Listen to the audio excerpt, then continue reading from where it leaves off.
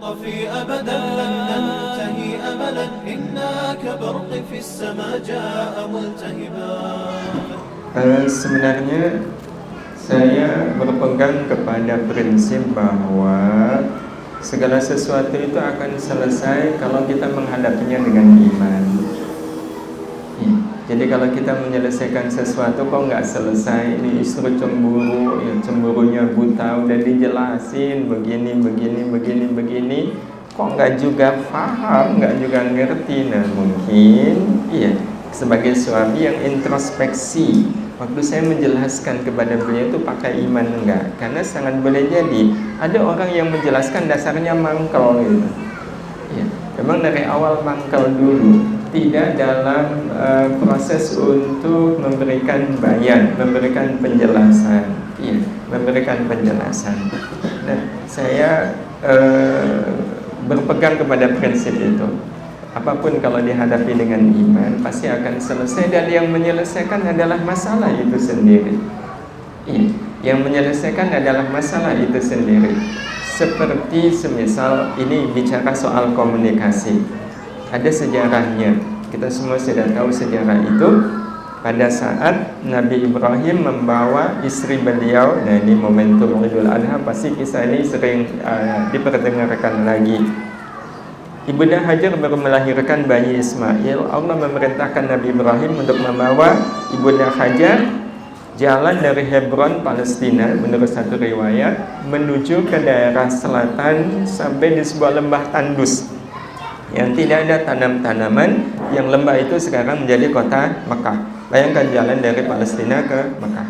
Sudah sampai, Nabi Ibrahim kemudian bermunajat, menyampaikan kepada Allah, Rabbi inni askantu min dzurriyyati biwadin ghairi dzi zar'in 'inda baitikal muharram.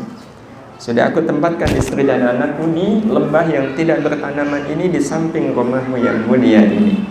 Setelah itu Nabi Ibrahim diperintah oleh Allah untuk meninggalkan istri dan anaknya, kembali ke Palestina. Jalanlah Nabi Ibrahim tanpa izin.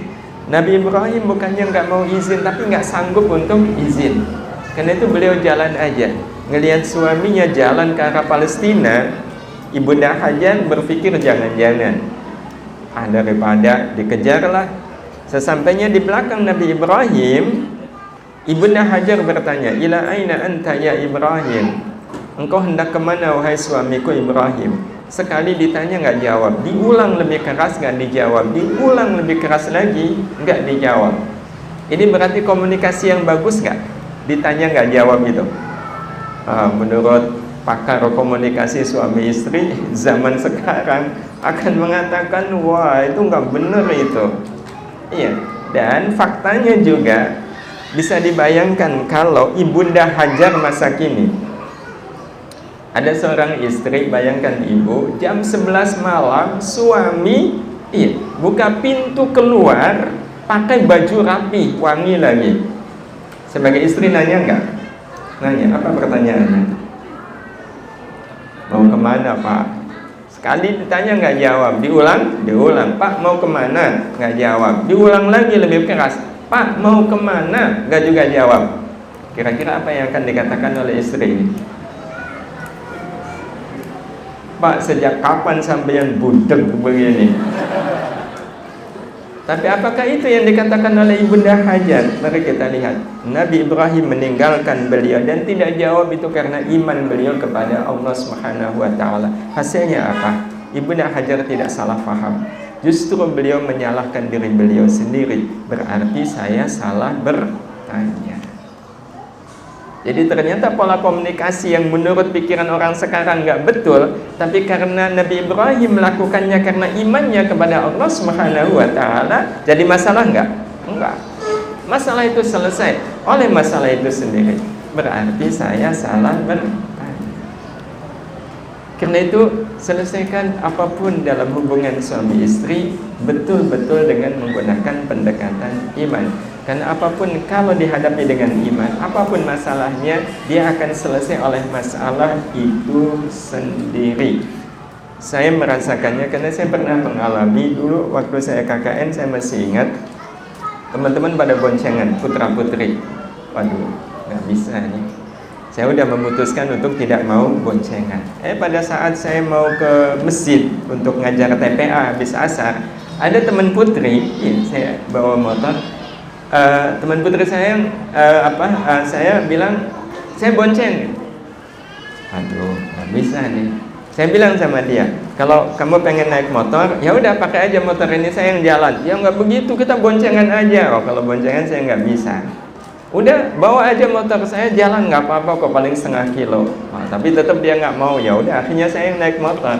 Pulang dari TPA, dia bilang sama teman-temannya, Satori itu aneh betul, tega betul, masa membiarkan saya jalan, bonceng nggak mau. Coba, apa kata teman-teman? Itu masalah nggak bagi saya? Saya bisa dikucilkan. Ternyata enggak.